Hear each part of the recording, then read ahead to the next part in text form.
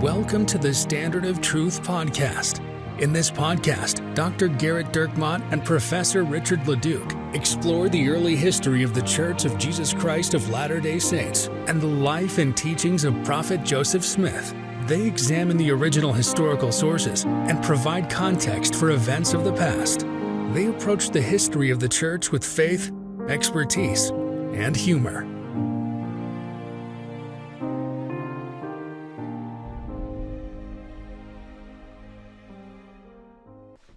Hi, welcome to another episode of the Standard of Truth podcast. I'm your host, Dr. Gerrit, and I am joined by my erstwhile friend, my friend through both tribulation and trepidation, as he works on his ABD to someday become a PhD or any other series of letters that he can put together by his name, Richard Leduc. Hello, Gerrit. That was quite the introduction. Thank you very much. I loved that with all of my heart. We've got a lot to cover here today. I'm going to jump right into the Phoebe Draper mailbag. Wow. Yeah, we're no pleasantries. We're not going to talk about the Super Bowl at all? Well, we're going to get to it. Okay. We'll get to it. Okay. I believe we had that right. Let's get to it now. I believe we had that right. Yeah. We just want to point out for everyone who's following us. Even a broken clock. Yes. Give you right twice a day. The reality is, I said in order to beat Patrick Mahomes, right? You can't pick against him until he loses. And he's pretty good. Yeah, pretty good. His only Super Bowl loss is to Tom Brady, my understanding, also pretty good. Tom Brady is fair. He's a fair to middling quarterback. So I also had a prop of an anytime touchdown for entertainment purposes only, anytime touchdown for Travis Kelce. The reason my daughter watched the game was for Travis Kelce? For Taylor Swift. That's why my daughter watched the game. I think Taylor Swift had 58 seconds or something of screen time. So I called an over-under on how many times they would show her during the game. Not before, not after. During the game. My over-under was 9. Wow. She was shown exactly 9 times. You pushed. But then it went to overtime. Come on! Oh, there you go. So I had an anytime touchdown for Travis Kelce. What I meant is that he would aggressively almost knock over Andy Reid. That's what I meant. Right. And since Andy Reid's a Latter-day Saint, I feel like we can focus on him on the podcast. The offer's still open, Andy Reid. We know you want to come on our podcast after listening to us give you so many props, but please let us know what time's available for you. So, again, part of the thing that's fun about this is we predict games that happen weeks after they've actually happened, and also they're wrong regularly. Right, and obviously a little bit of it is a little bit of tongue-in-cheek mocking of the fact that every single week when you turn on any sportscaster segment, you have all these experts sitting around picking games. And they're always wrong. No one knows anything about anything. These guys, it's literally their job, and they'll show what's your record on picking for the season? 8-14. 8-14? What? I'd do better throwing a dart at the teams than listening to you. That's why it's so funny to me to make picks. You have no idea. You have absolutely no clue. But anyway, but we were right. So there you go. We just want to point out that although no one can know for certain and that no one's good at it and no one's ever right, we were right. Dr. Dirkmott, I also sent this message to your BY email, and then I discovered your podcast website. Much like the Sustainings every Saturday afternoon in general conference session. I don't know if I like where this is going. Could you do a church history segment every general conference? I think it would be appreciated by the general membership. I know it's not your decision, but something like that would be faith promoting for the members on the fringes. Thank you, and Professor Leduc again for the podcast. Thank you, John. So is John suggesting that I would be in general conference? I think that is what he's suggesting. I feel like John has wildly overestimated my importance. So first of all, I'd be willing to talk about church history whenever to anyone, as long as it's not about polygamy. Second of all, there's a better chance of there's a better chance of the 49ers winning the last Super Bowl than me being invited to speak in General Conference, and certainly not every General Conference. I think it'd be good. We kind of have a moment. I'd go in, I'd make sports picks during So that's very, very kind of you, John, to say. And I'd love, part of the reason why we do the podcast is a way to help people find answers and a different way of thinking about church history, and to in some ways help fortify us. I mean, Richard and I make the point all the time that I can't answer every single question about church history for people, primarily because I don't know the answers. But the secondary reason is that there's too many questions. There's too many things that have occurred that could cause someone to ask a question.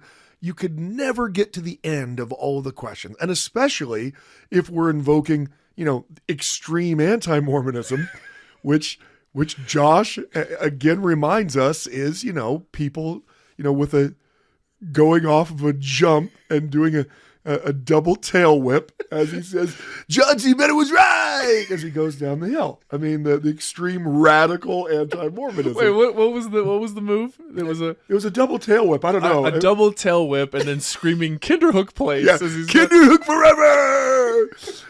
As he goes over moguls. Extreme anti-Mormonism. There's no way to answer all of those questions.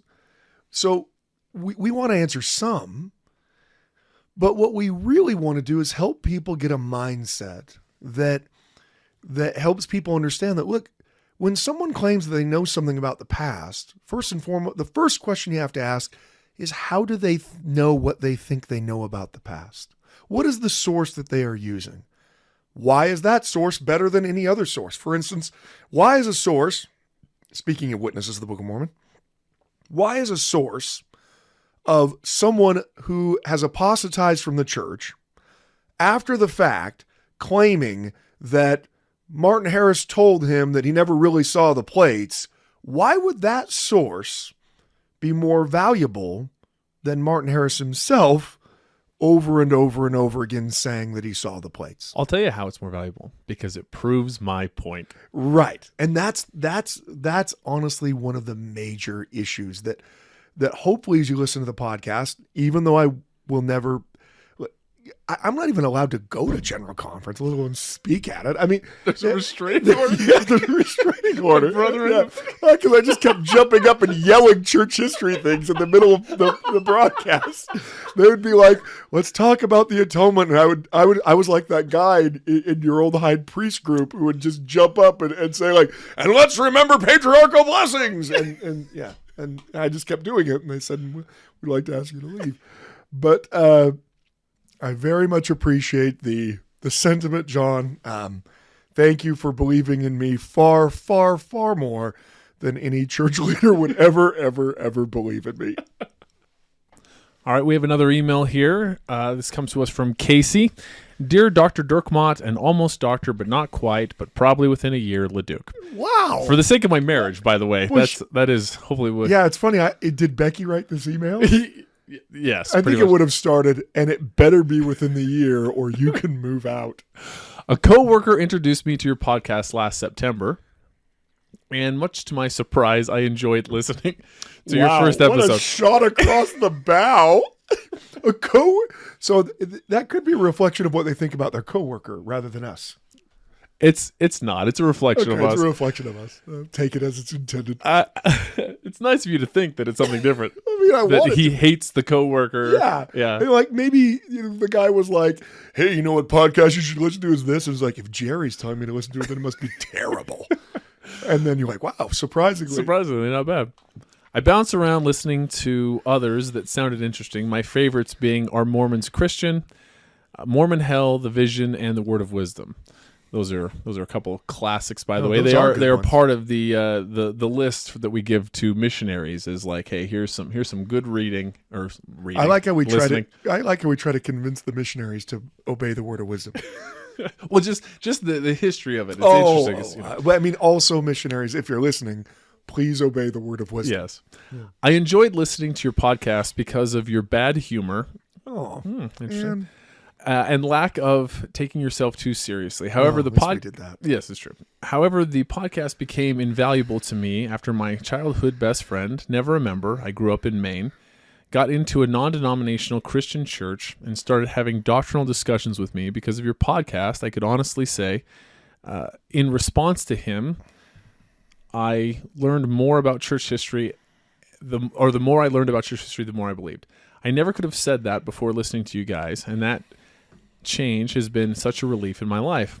I was also able to stand my ground while talking about doctrines of salvation.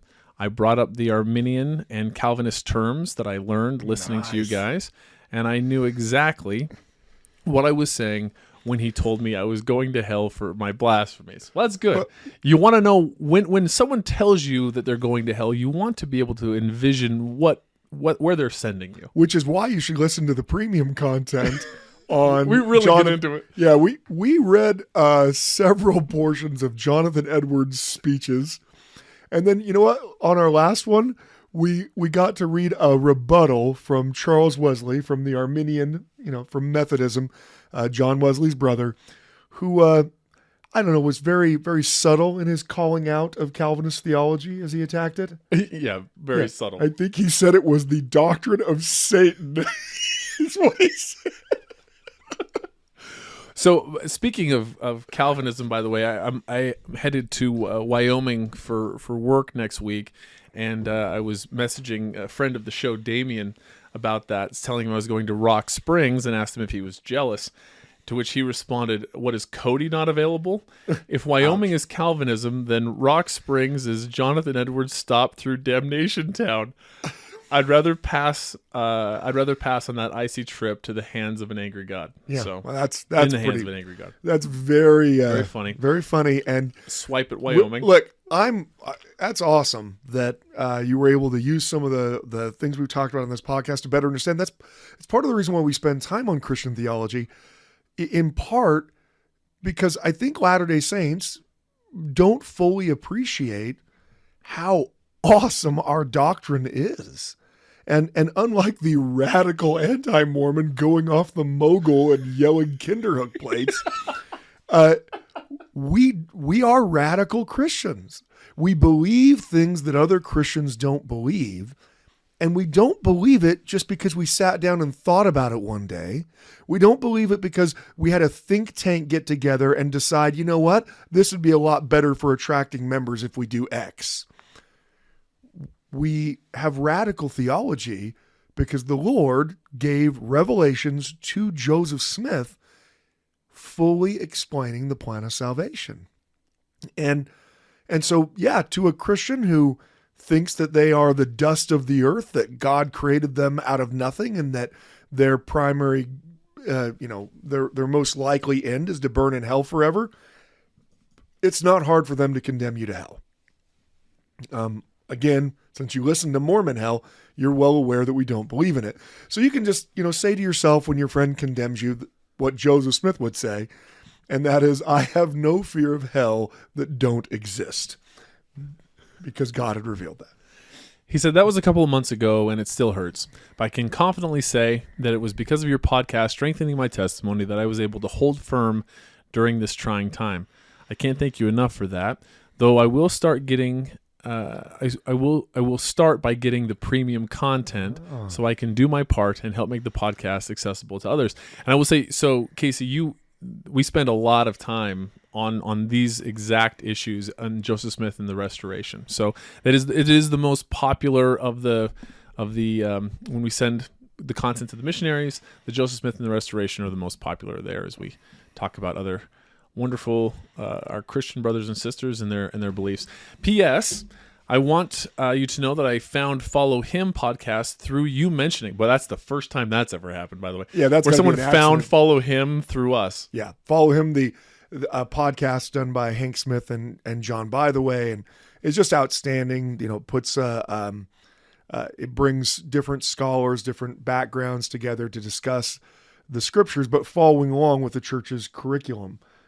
In a way that we generally don't. We do not. Yeah. We will next year, relatively. Right. Doctrine and Covenants. Yeah, oh my gosh. Once we get into church history, You know, the word wheelhouse is thrown around a lot these days. So one of my favorite things, this is how you know how big Follow Him is, when other than the millions and millions and millions of downloads. Other than that, that could have been a way to know. But no, some people would look at it. How many times in your gospel doctrine is I heard on a podcast, and they maybe mention it, maybe don't, but then talk about all.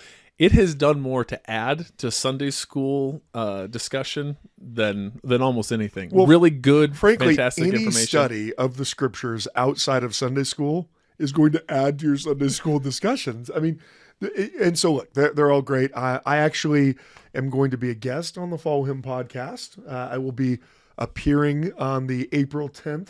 Very exciting. Yes. It's good for you to plug the Follow Him podcast. Yeah. Oh, they need me. Yeah, they need me. If they don't get another couple 100,000 downloads, they're going to get shut down. Oh, that's great. So, yeah. So you can mark that on your calendars. I'll be there on April 10th. Yeah, it's very exciting. We'll be releasing good episodes around that time in case anybody hears about it and then comes. I don't know where we're going to come up with them. The only way we're going to have good episodes is we're going to have to steal some of their episodes and play them as ours.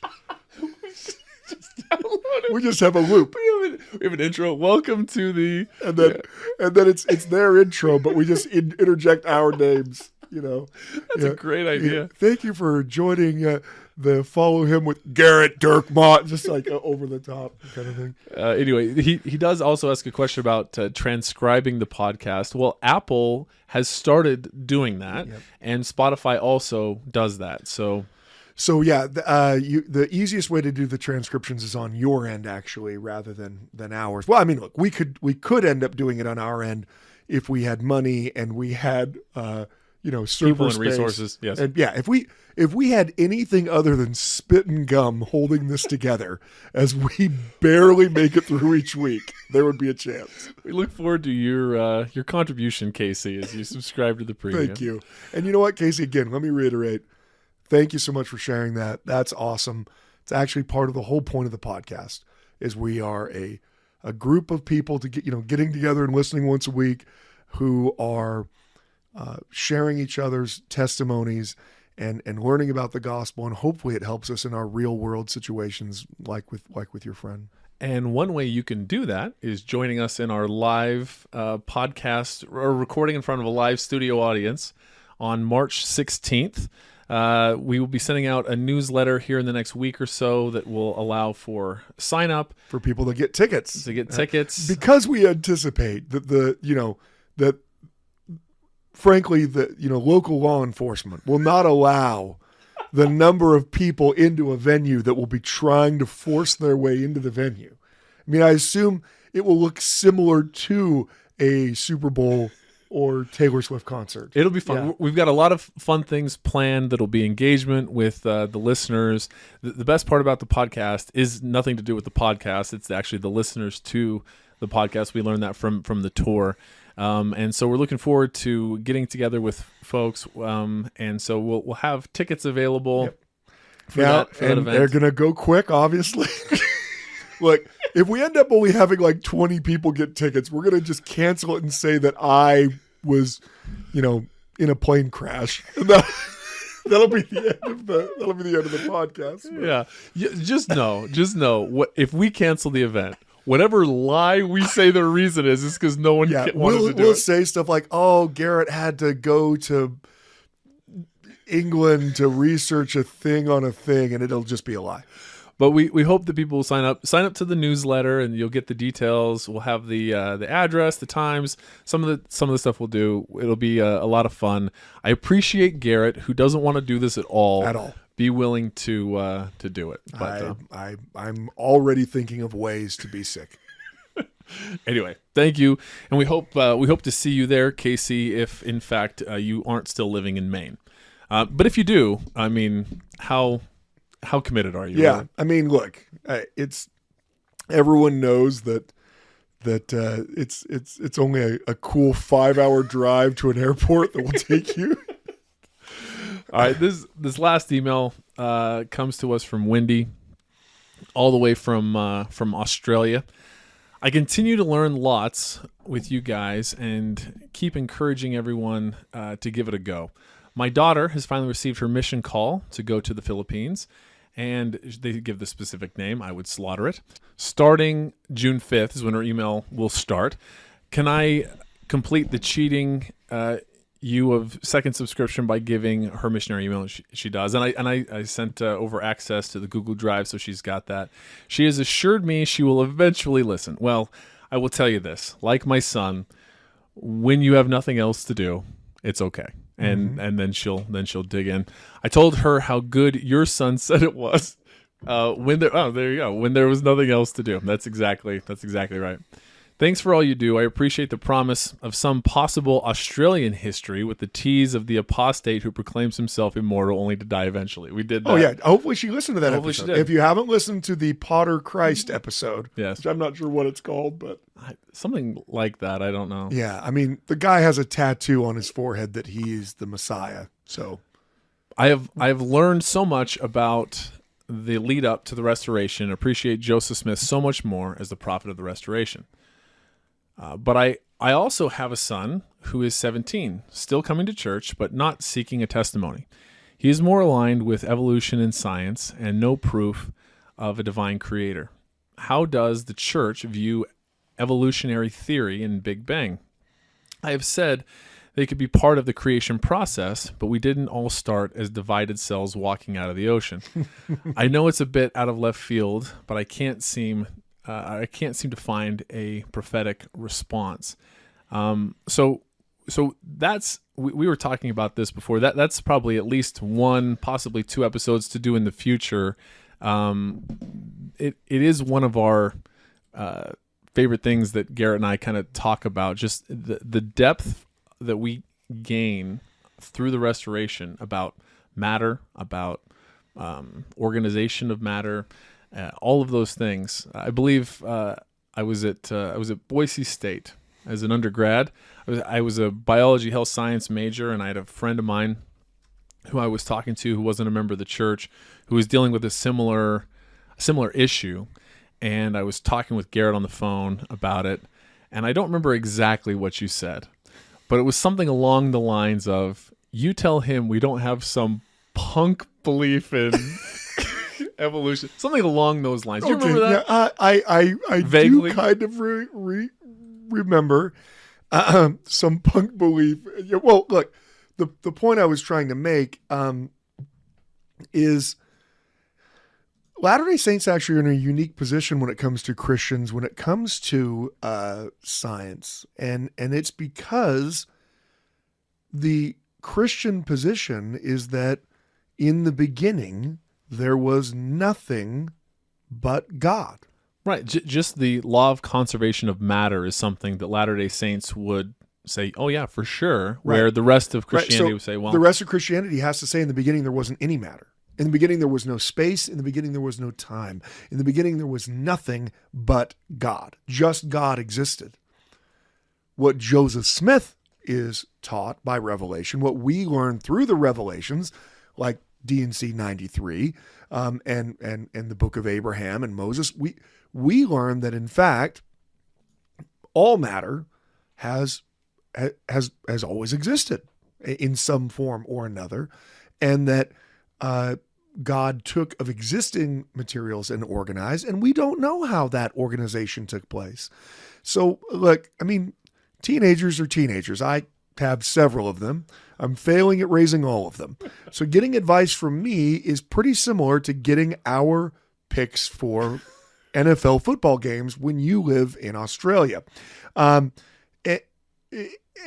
I would just say that, you know, it's important to point that out, that while, you know, every evangelical Christian he might talk to believes that God created everything out of nothing, we don't. We don't believe that. We believe that God organized existing materials, and we don't know what that even means.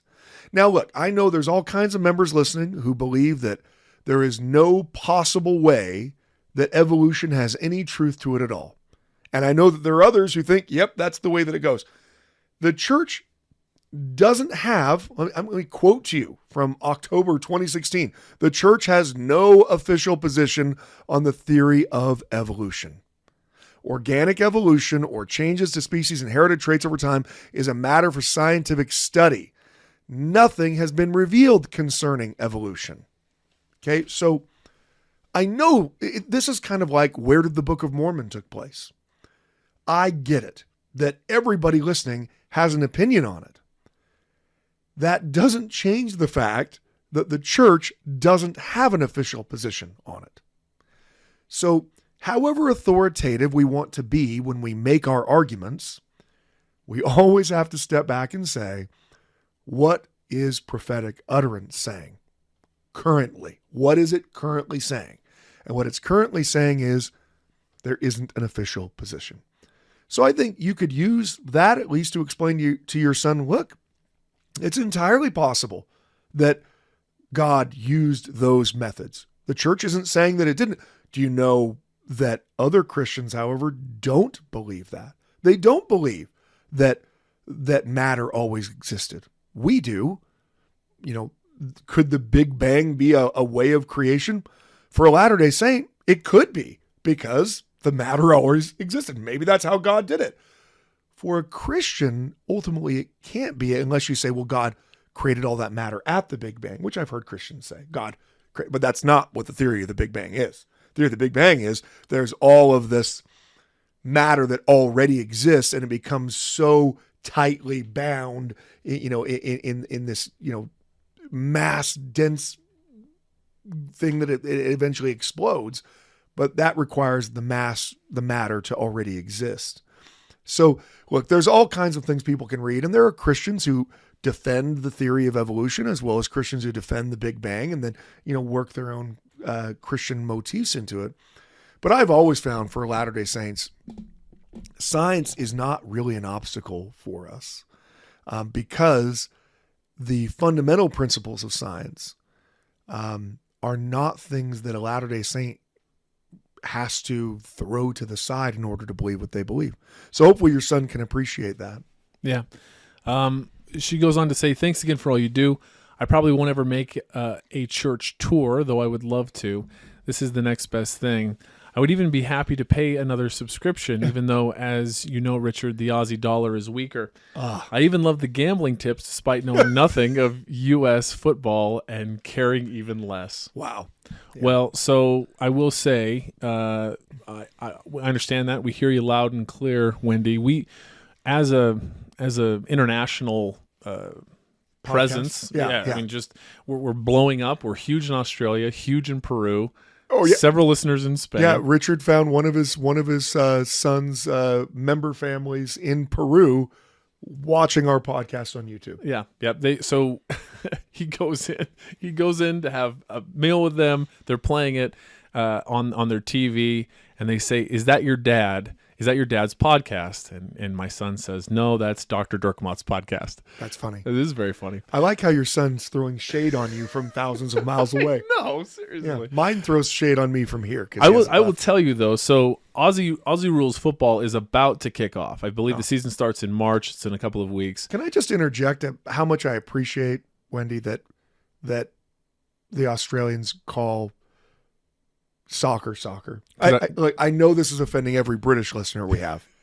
I don't know, the tens and tens, and just the people who are Americans but are really involved in the royal family. They all love the football is the term. I appreciate the fact that Australians call football. Yeah, when we were on our archaeological excursion to Australia and New Zealand, looking for whatever the evidence. IRS needs to think That's right. Looking for evidence of the Book of Mormon in New Zealand. Okay. That's right. Anyway, we were there during World Cup, and we were watching World Cup with our Aussie brothers and sisters there, and they also called it soccer. Yep. It was very refreshing. It was. Felt like home. So I will say, as Aussie Rules football is about to kick off, or as they say in Australia, football is about to kick off. I will tell you, I would put everything on Collingwood Magpies repeating as champions. under the leadership of Jack Crisp, he's a veteran leader. I think that he, along with Aiden Begg and Josh Carmichael, as new rookies, I think are going to add a lot to what it is that they're doing there. I think we've degenerated to the point where we're now talking about the Collingwood Magpies. Well, I've got a special place in my heart for Melbourne, and so I feel like they're going to be a repeat, much like the Kansas City Chiefs are. Funny. I think that they're good. Now, I will say the best value though is probably going to be Sydney.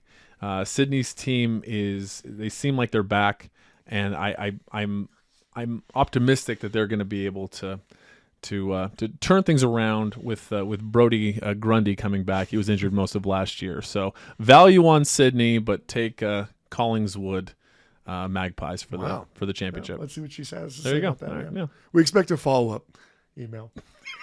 Yeah. Well, so let's pick up where we left off talking about the witnesses. We got a little derailed last time. I know we generally do.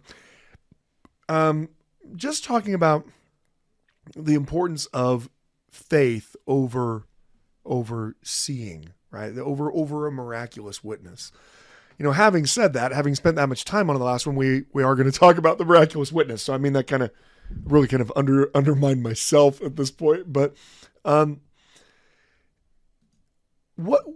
as Joseph Smith's translation goes forward, and you're all familiar with this, that things are starting to get a little.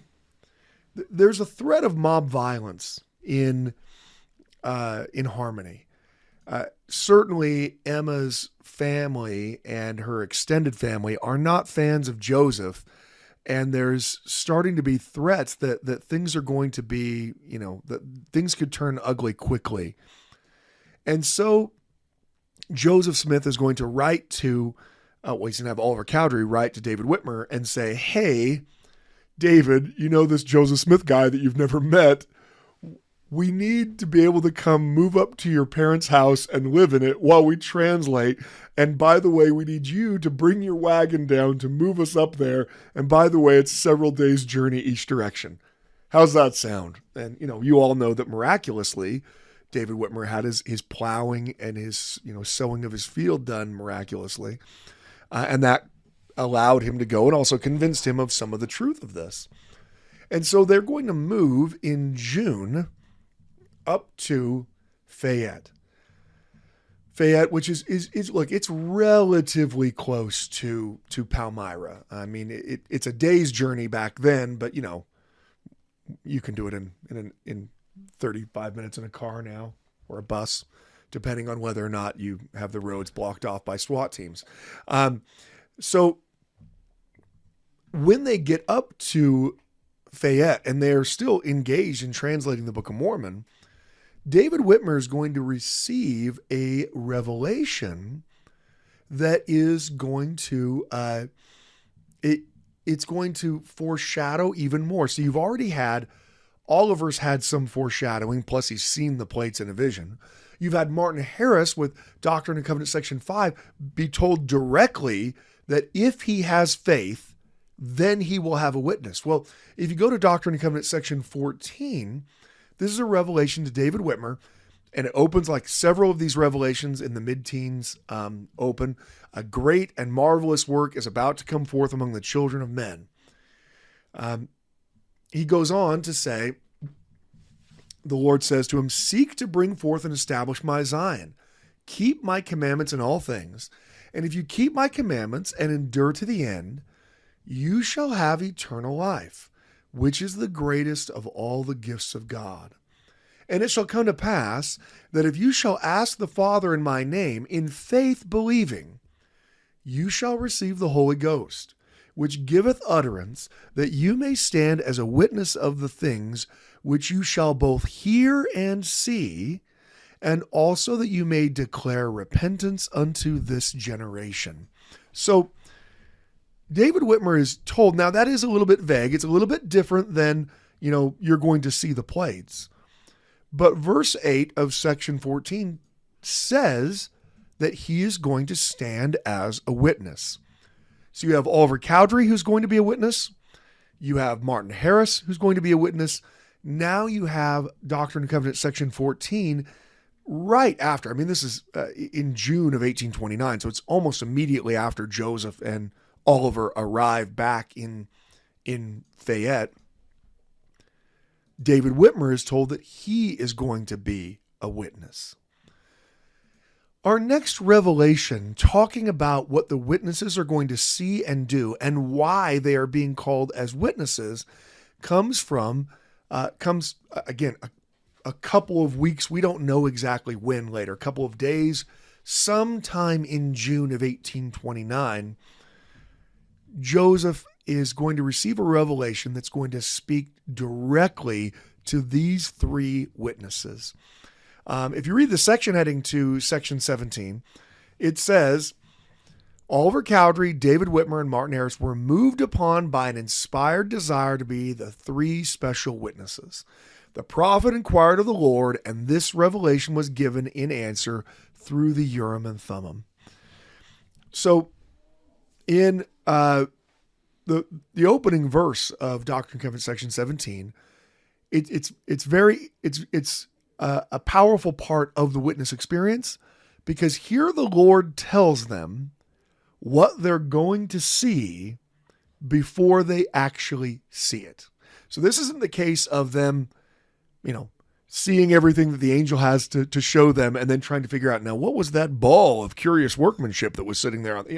That instead, the Lord's going to say, listen, these are the things that you are going to see. So, verse 1 of Doctrine and Covenants, section 17. Behold, I say unto you, that you must rely upon my word, which if you do with a full purpose of heart, you shall have a view of the plates, and also of the breastplate, the sword of Laban, the Urim and Thummim, which were given to the brother of Gerrit upon the mount when he talked with the Lord face to face, and the miraculous directors which were given to Lehi while in the wilderness on the borders of the Red Sea. And so you get this list of the things that they're going to see. They're going to see the plates, the breastplate, the sword of Laban, the Urim and Thummim, the seer stones that were given to the brother of Gerrit, and also the Liahona, the miraculous director. So there are these 5 physical items that these 3 witnesses are going to behold. And it is by your faith that you shall obtain a view of them, even by that faith which was had by the prophets of old. Now, let me go on a tangent. Oh, yeah, okay. Yeah, you don't say. You don't say. It's important to understand that oftentimes people will read Doctrine and Covenants section 17, and they will read it in terms of, well, see, look, this is received in June of 1829, and it uses the term Urim and Thummim. And for those of you who've listened to the translation podcast, we've done several on the translation of the Book of Mormon and on Joseph Smith's use of a seer stone, which is what President Nelson has even recently reiterated, that's the way that Joseph translated, using various different types of seer stones. Some people have said, no, Doctrine and Covenants section 17 proves that they were using the term Urim and Thummim as early as 1829.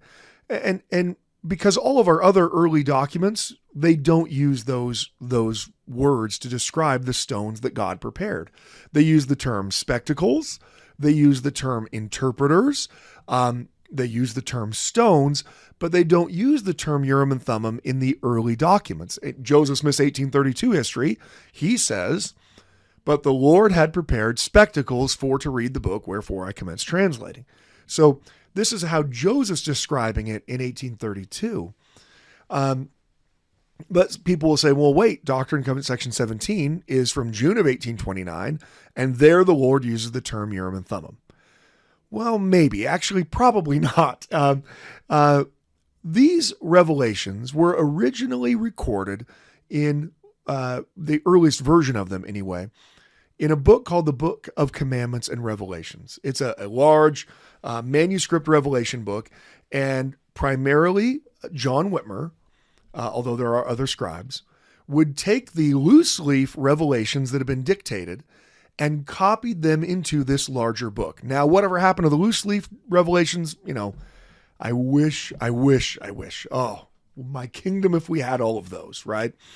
But the Book of Commandments and Revelations, as a very old book, some of the pages, by the time it was rediscovered, some of the pages were missing. And one of the revelations that is missing from the book, right where it would have been, is Doctrine and Covenants, section 17. Now, in some cases, some of them are partial or some of them are missing, and then we get it published in the 1833 Book of Commandments. And so then we see, so this is what, the earlier version looks like. But Doctrine and Covenants section 17 wasn't published in the 1833 Book of Commandments. And so actually our earliest manuscript of Doctrine and Covenants section 17. Now, please understand, I'm not saying that this was received in 1834. It was received in June of 1829, but our earliest copy of it doesn't exist anymore. It fell out of the book. So someone might have a huge problem with that, but then maybe be totally fine with all of the original transcripts we have from the New Testament. Yeah, from the Bible? Yes, that's right. Yeah. For those of you who don't know, whenever someone says, I read this from the original Bible manuscript, they don't mean that because there isn't one. Well, they might mean it, but they're incorrect. Right. Okay. Yeah. They mean what they're saying. It's just that what they're saying is false. Right. Like the Texans aren't going to win more than 6 games, Richard. Well, who knew? But you meant it. I did mean it. You mean it, but you were totally wrong. That's right. Right. So, I'm coming off my most successful pick ever, and you're beating me up on the over-unders. Okay, let me beat you up on the Lions as well. I was wrong about that one. Yeah. Well, so the reality is the earliest complete version of any book of the New Testament that we have is well into the 2nd century AD. And we actually are 100 years after Jesus before we even have the earliest fragments of books that exist, which means the earliest extant copy of the New Testament that you have of any New Testament book is a copy of a copy of a copy of a copy of a copy of a copy of a copy of a copy of a copy, and then me saying the word copy 100 more times. And by the way, they're being copied by people that are far less literate than any person listening to this podcast, including Bill the adulterer. The reality is that he's a copy editor. that's why we know he's an adulterer. No, like authors and copy editors, we have a love-hate relationship. So it's important to understand that while we don't have all of the most original versions of Joseph's revelations, we have, at the very least, for most of them, we have the first or second copy that was made at the time. So, for instance, John Whitmer is copying these revelations into the Revelation book in late 1829, and he's beginning it in 1830. So in 1830, he's copying in these revelations from 1829 and 1830, right? So 1831, he's going to be doing a lot of the copying in. So we actually aren't very far removed. But the other problem with viewing Joseph Smith's either Book of Mormon manuscript or his Doctrine and Covenants revelations is that we have a tendency, because we live in this Christian world, which, our friend in Maine was just condemned to hell by. We live in a Christian world that has as an axiom that all Scripture is in the Bible, that it cannot be changed for any reason, and it's the only place that there is words of truth, right? And because that's the only Christianity you and I interact with from day to day, every single day, the arguments of that Christianity start to filter into our culture. Where do Latter-day Saints have revelations that say a prophet of the living God couldn't adjust a revelation he's received on the basis of new information? We don't have a revelation that says that, by the way. But we have a lot of people who, if they were to hear that Joseph went back through his revelations and adjusted them, that would make them feel uncomfortable. An example of that might be the temple ceremony as an example. As recent changes have happened, the first presidency has gone out of the way to say, hey, I'm pretty sure they didn't start. No, that's exactly, yeah. I can hear President Oaks right now. Hey, guys. Hey, relax. We got this. No, but just explaining that because people think that, as it was given is exactly how it is and no changes to be made.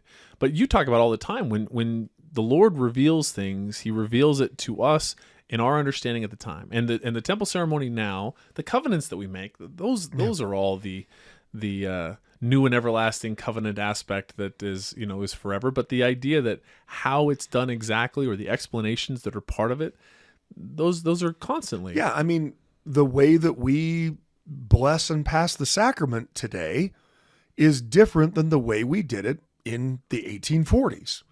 Does that mean that the sacrament is no longer an ordinance? I mean, the reality is, it is a Christian worldview that words that are written in the book can never be updated or changed by God. We don't believe that. And yet, because every other Christian we know believes that, it actually causes us to feel uncomfortable, right? So you'll have people say, well, Joseph Smith went through and changed a whole bunch of the Book of Mormon for the second printing. Yeah. It's almost like the prophet who received those words would also have the same prophetic ability to receive more enlightenment on those words. Well, why? Why would God do that? Well, Brigham Young's very clear about it. Because when God speaks to his people, he always speaks to them according to their current understanding. And if you believe in continuing revelation, then that means your current understanding is always going to change. The world changes. The questions we have change. When this church was first founded, one of the burning questions, one of the questions that caused people to leave the church was, do we baptize infants? And now I'm just going to go out on a limb and assume that every Latter-day Saint listening to me hasn't ever had a faith crisis because we don't baptize infants. I doubt that, even Bill the adulterer is sitting on the edge of his bed crying over the fact that we don't baptize infants. Does that mean that the people who lived 150 years ago were just really, really, really dumb? No. It means that the questions that you have about God are always a reflection of your culture and your world experience. It would actually be really weird if you had questions about God that didn't in any way relate to your life. The most natural thing in the world is to ask questions about God that relate to your life. So Joseph is going to make changes to the revelations. I mean, he'll receive revelations on the organization of the church, and then a few years later, God will reveal the office of the 70. Well, Joseph doesn't just sit there and go, well, we're not going to include that in the Doctrine and Covenants because it wasn't in the original. Nope. He goes back to the original revelation and adds the office of the 70. Joseph sees revelation as something that is designed to respond to what God wants in the moment. Back to Doctrine and Covenants section 17. After 1833, it becomes very evident that there's a real attempt to start referring to the stones, the interpreters that were used with the translation of the Book of Mormon, with the biblical term Urim and Thummim. Why?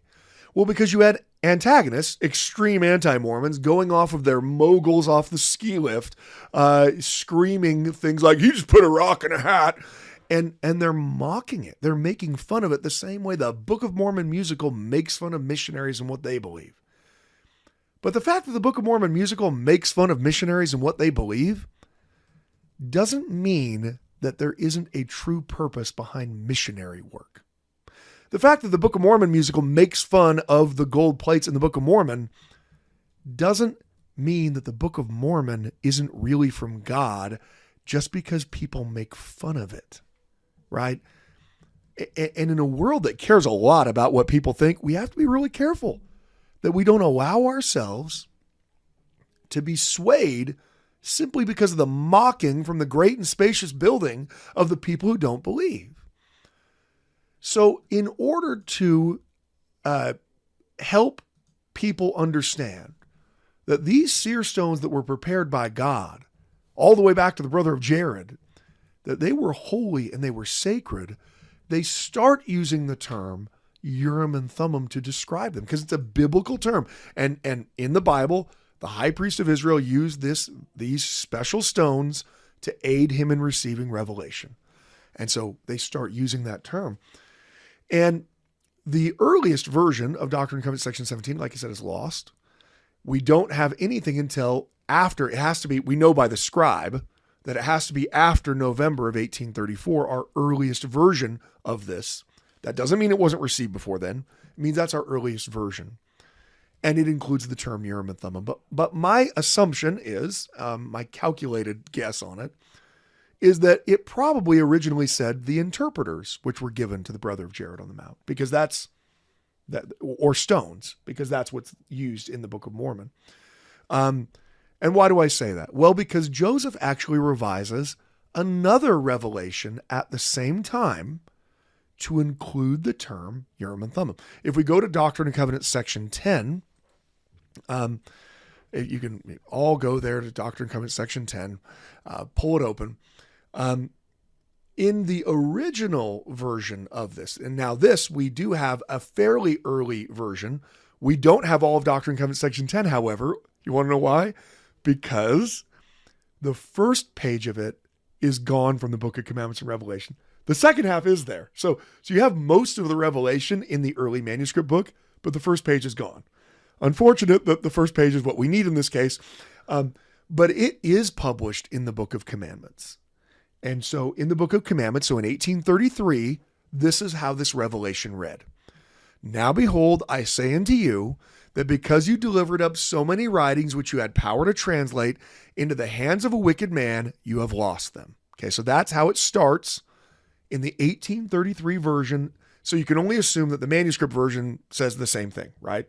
So by 1833, now behold, I say unto you that because you delivered up so many writings which you had power to translate into the hands of a wicked man, which Martin Harris, I'm sorry, we keep referencing you. But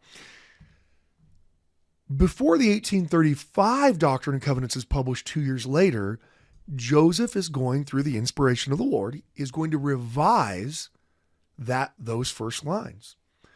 Now behold, this is how it reads in the 1835. Now behold, I say unto you that because you delivered up those writings which you had power given unto you to translate by the means of the Urim and Thummim into the hands of a wicked man, you've lost them.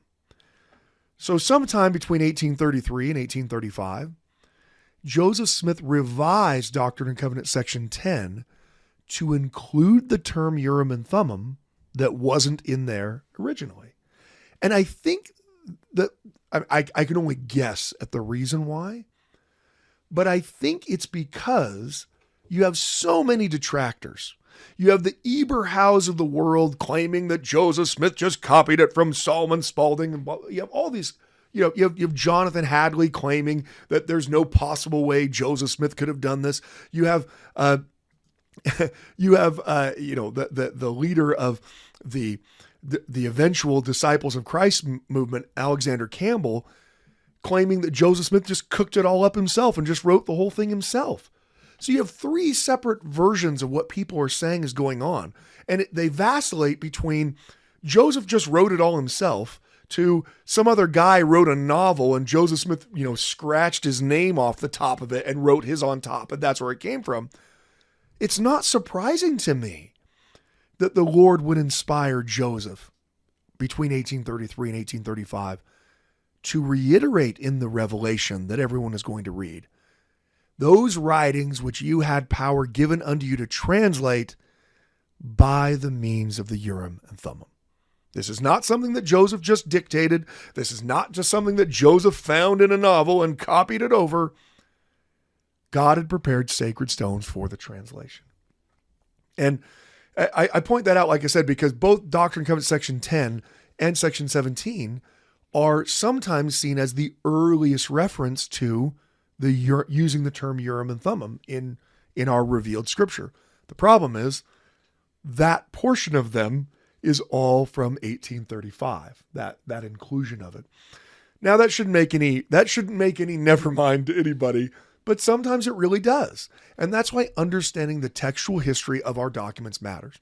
And again, like Richard said, I hope this doesn't make anyone feel uncomfortable. It's actually great. Think of how great it is that instead of not providing greater specificity, God, through his prophets, has these things adjusted so we can better understand them. So that when new offices are given, we don't just leave them out in the cold because we don't want to touch anything. We aren't Protestants. I don't know how to tell everybody we're not Protestants. I know we wish we were. We would desperately want to just, say the sinner's prayer and be saved. I know I do. But we're not. We believe in continuing revelation. And that same prophet who received these revelations, or that same prophet who translated the Book of Mormon, clearly has the power from God to adjust those revelations as God tells him to do it. So the witnesses are told that these are the things they're going to see. These are sacred items. Now, why exactly do we need witnesses? One of the questions I get asked all the time. In fact, we had someone ask a question in our email, one of the emails that we haven't read. We are receiving many emails. I just want to reiterate to everyone, thank you so much for the emails. We literally read all of them, right, Richard? We read every one of them. We physically can't read them all on the air. I mean, we would have to start another podcast called Richard Reads the Mail. Is what it would have to be called. Richard Reads the Mail. But we read them all and we're grateful. And one of the questions we got was, well, if Joseph Smith is translating the Book of Mormon by placing the stone or stones, the interpreters, into the hat to see the words that appear on them, then why does he even have the plates? What do the plates even do?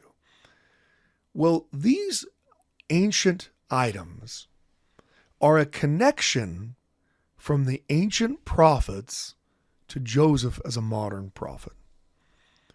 We've talked about this multiple times on the podcast, that there are all kinds of people who believe religious things and they believe them wrongly. Much like Richard believing that the Lions are going to only win 9 games this year, right? Last year. Yeah. Well, I mean, what are they going to win this year? You want to throw that out there real quick? I'm going to take the under. I don't think they're going to. The over under isn't out yet, but they're going under because Dan Campbell's just going to go for it on. He's going to be chewing kneecaps. He's going to be. He's intense. I think it's going to fall off.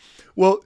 So the thanks for bringing me back in. Yeah, I wanted to get Richard back in. You're building to a crescendo of testimony. Your thoughts on the Lions over under next season?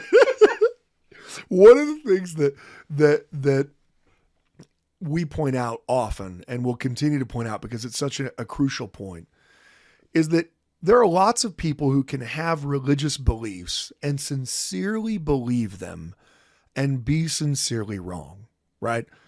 If you're listening to our premium content, you know that Martin Luther, the founder of the Lutheran Church, had some pretty sincere beliefs about the Jews. And their lies. And wrote a book called On the Jews and Their Lies, in which he advocated the burning down of synagogues and the prevention of Jews from receiving any legal protections from the state. Ah. Strong belief. Yeah, it was a very strongly held belief. Where's he from? Germany. Oh, anyway, so Luther obviously really believed that. He wrote a book about it. But I think most of our listeners, as we go on, This is the middle of the day. This isn't middle of the night stuff. Well, it's the middle of a tequila. Most of our listeners, I pray that most of our listeners, I can't say listeners. I don't know what's wrong. Most of our listeners don't agree with Martin Luther. If you do agree with Martin Luther, please repent and see the Book of Mormon, that all are alike unto God. Anyway, Luther sincerely believed that, And most of our listeners would say that Luther was sincerely wrong, right? He might have really believed it, but he was wrong. It's wrong to be anti-Semitic and to hate Jews, right? It's wrong. So he was a sincere man. He was absolutely a believer in Jesus, and he was 100% wrong about what he thought and did. Someone might say the same thing about other people who've had religious experiences. Someone might claim that, I saw a vision of heaven, and then they start telling you all about things that make it, sound like it's whatever their political beliefs are. And they might sincerely believe they've had a vision of heaven, but you can always just kind of catalog that in the back of your head as, well, I know you think that, but you're probably just sincerely wrong. You thought that, you had a dream and you thought that dream was real and it wasn't. These ancient records, however, eliminate from Joseph Smith's world the potential of claiming that Joseph is just sincerely wrong. Okay. You either have 70 pounds of gold plates or you don't. You can't think that you're carrying them. The witnesses can't think that they're lifting them. You bring up all the time the non-Latter-day Saint historians who say that Joseph Smith was sincere, but obviously since God doesn't exist, none of this is true. Yeah, he's sincere, but he can't possibly have seen God because God doesn't exist because I'm a historian. So but this is an interesting point though. So these items they go to that other academic point to say they go to the historicity of the fact that, look, I might, especially since I can't say the word listener, I might think that I had a vision of God because I was, smoking peyote the other night, and I might think that I had a vision. And I might really believe that I had a vision, but I would be really wrong. The physical items that connect the ancient Nephite world to Joseph Smith's world are in and of themselves testimonies that this isn't just a dream that Joseph had. Because you can say, well, maybe Joseph just thought that up. Okay, what are these 70 pounds of plates doing sitting on the table? Where did they come from? A breastplate, a sword. Where did they come from? Where did these interpreters come from? Where did the Liahona come from? It's easy to mistake a powerful dream you had for being reality. It's pretty impossible to mistake physical ancient objects that you are picking up and looking at and holding as not being real. It changes the dynamic of what we're talking about. Joseph either has plates or he doesn't. And there are so many people that see and feel and heft the plates, it becomes pretty hard to argue that he doesn't have plates. Well, now if he has plates, where did they come from? Now, you can be a cynic and you can say, well, even though I don't have any evidence to prove this and I'm going to just go out on a limb, what Joseph probably did is he went to a nearby town and he stole a whole bunch of tin ore and he brought it back to his house and he created a smelter and he figured out how to smelt the tin and he made it into plates and then he etched different things on the plates and then he found a way to tarnish the metal so that it looked like gold, even though the people that would be looking at it, like Martin Harris, were well aware what gold actually looked like, but he was able to do it convincingly enough that it made people think that they were gold, even though they weren't gold. Luckily, no one has any record of any of those things. That's tough to yell off of a 720 or yeah. So you got to You're going to 1080. You're going to 1260. What are you doing at that point? Smelting iron. Yeah. So he smelted it from radical Mormonism. I mean, there are people who make that argument that Joseph fabricated the plates. Now they provide literally no evidence except, well, it's pretty hard for me to believe that an angel brought them. Okay. Yeah, it's called a miracle. That's the point. The fact that it's hard to believe is literally the point. Well, I find it pretty hard to believe that Jesus walked on water. Yeah, That's why it was a miracle. Like, you aren't calling things miracles like, hey, I got out of bed this morning. Although for some people, maybe it is a miracle, especially if you're saying listeners. For Joseph, the fact that he has plates becomes the quintessential, inexplicable part of his truth claims. Because we aren't just talking about whether or not he saw God and Jesus in the sacred grove. People can say all kinds of things about that. They can say, oh, well, he didn't write that down until later, and so that proves that he was making it up, even though the entirety of the New Testament is people writing down many years later what happened with Jesus, but this is a different thing. I mean, look, there's all kinds of logical inconsistencies that exist there, right? But whatever you think about the first vision, how do you explain that Joseph Smith has plates? Now, you can claim that he fabricated them, even though he lacked the ability to even buy tin, so he must have stolen the tin, right? And there's no record of that, of course. And that he fooled all of these people. You can claim that without any evidence. You could, as some have tried, and some academics have actually tried to say, well, maybe Joseph did actually find something. Because here's the problem. If Joseph manufactured the plates, if he created them out of whole cloth, then why does he so sincerely believe in all of his own personal writings that he's been called by God? Wouldn't he know in his journal, like, boy, I really hope people don't figure out that I just mocked those plates up. Whew, right? Wouldn't he in a letter to Oliver Cowdery be like, Oliver, we've totally got to keep Martin from thinking that these are tin plates, right? Wouldn't there be some evidence of this? And I can tell you, as a historian from 19th century political history, there's all kinds of evidences for that when it comes to politicians. This is going to come as a huge surprise. They occasionally, and by occasionally I mean literally always, will say one thing and privately say the exact opposite. I told them that we'd be there by the 14th, but we're not going to go. Well, why'd you tell them that you were going to be there? Well, because I'm a liar. That's just what I do. There's no evidence in all of the 12,000 documents of Joseph Smith that he does not sincerely believe he was called by God. So how do you go and spend the months of or whatever it took to manufacture plates in order to deceive people if you believe you're sincerely called by God? So that's led some academics, non-Latter-day Saint academics, to even postulate, you know what? He must have found something. Maybe he did find some metal out in the woods, and he just thought that it was from God. Because we know he has something, because we have all of these different people that feel it and see it and lift it, and not just his friends. I mean, people will say things all the time like, yeah, the only people who are witnesses to the gold plates are like all of his friends and families. That just shows it's not true. Yeah, because Isaac Hale was a super big friend of Joseph, right? He lists the box the plates are in. One of the reasons why we know some of the weight of the plates is Isaac Hale says it. He tells people about it.